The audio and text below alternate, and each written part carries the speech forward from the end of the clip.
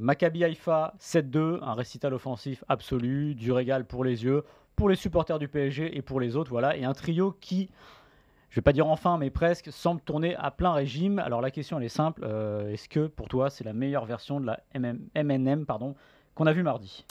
Oui, alors faut dire que c'était pas très compliqué comparé à la saison passée puisque, Lionel Messi n'avait pas la forme qu'il a actuellement, puisque Neymar, n'avait pas le même, niveau physique, que celui qu'il a actuellement. Donc, fatalement, ça s'en ressent déjà dans les statistiques puisque, Neymar, il fait déjà mieux, en octobre, enfin bientôt début novembre, il fait déjà mieux en termes de Ouais. statistiques que la saison passée, et Messi, il est qu'à 3 passes décisives de son total de la saison passée aussi. Donc on est déjà statistiquement, c'est Mmh. sûr. Et dans l'animation offensive, moi j'ai trouvé ça brillant. J'ai trouvé ça même plus impressionnant que face à Lille, qui était Mmh. un peu l'autre match Ouais. référence du Paris Saint-Germain cette saison.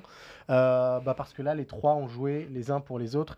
Et on a vu que dans ce sport qui tend à devenir de plus en plus individuel, quand ces trois-là mettent leur talent individuel au service du collectif, bah, c'est simplement magnifique, quoi. Donc oui, pour moi, c'est la meilleure version de la MNM, assez clairement. Et ce qu'on a vu face au Maccabi Haïfa, on a envie d'en avoir la confirmation dès ce week-end face à 3 et globalement jusqu'à la Coupe du Monde où ça pourrait représenter un point de rupture. Face à 3, je pense que ça le fera, mais Oui, on en reparlera justement après pour l'après Coupe du monde, évidemment, quand la hauteur, arrivera avec la Ligue des Champions, avec les huitièmes, de voir comment cette équipe peut fonctionner. Bah, j'ai envie de distribuer les bons points là ouais, aujourd'hui. Les grands artisans de ça, c'est évidemment pour moi, j'en vois 3. D'abord Christophe Galtier, parce qu'évidemment c'est absolument. lui qui a changé de schéma. Alors évidemment, paradoxalement, c'est aussi son manque en défense qui a aussi poussé à dire bon bah là faut qu'on fasse autrement. Mais encore une fois, grand respect à lui parce qu'il a réussi finalement à mettre les 3 dans une situation idéale, on va dire. En gros, pour faire simple, Neymar qui est un peu derrière, Messi à droite, et, avec une liberté certaine, Ouais. comme le prouve le premier but qu'il met avec cette fantastique extérieur du gauche. Et Mbappé qui, lui, se plaignait d'être le fameux pivot qui part de droite au but, face au but et de la gauche. Donc pour le coup, bravo Galtier. Et ça fait partie un peu de la restauration, on va dire, de cette forme d'autorité du club et de ce qu'il y a en dehors du terrain. On a des collègues anglais d'Eurosport qui nous ont demandé mais pourquoi Pochettino l'avait pas fait ça? Pourquoi il n'y arrivait pas? Alors, tu l'as dit, il y avait l'état de forme de Ouais. chacun, tout ça, mais simplement c'est une question aussi de vouloir et de pouvoir et d'oser le faire. Il n'osait pas, il laissait faire en se disant bon bah les trois devant ils vont faire le job.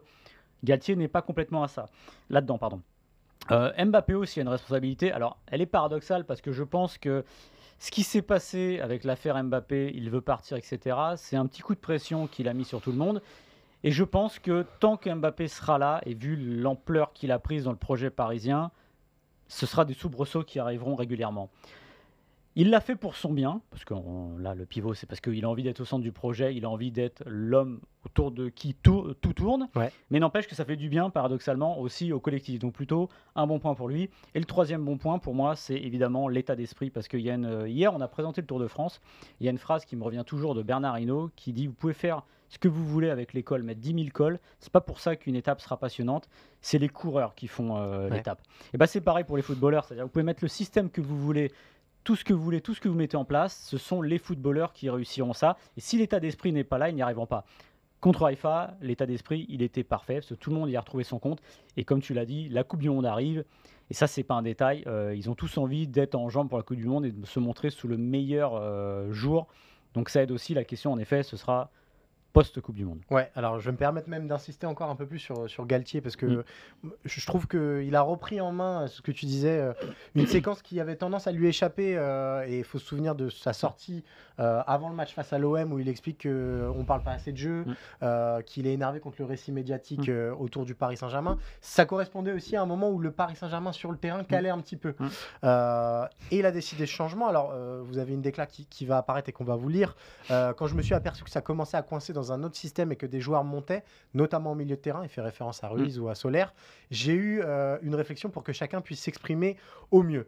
Je trouve ça intéressant que sa réponse vienne d'abord du terrain et surtout ce schéma-là À mes yeux, il contente tout le monde, tu l'as dit, on parlait de Kylian Mbappé, mais il implique encore plus Ouais. de monde. Vous avez un secteur au milieu de terrain où Paris a été sinistré les saisons passées.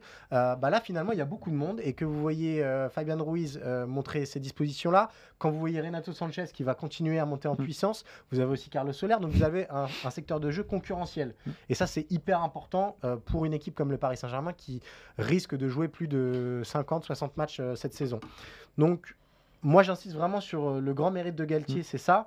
Et quand on voit certains coachs, pour prendre l'exemple, on parlait de l'OM, de ce que fait Igor Tudor, qui a beaucoup de mal à sortir de son schéma de base, bah, je trouve ça très intelligent. Alors, ça a été fait parce que les circonstances l'imposaient, ces blessures-là, etc.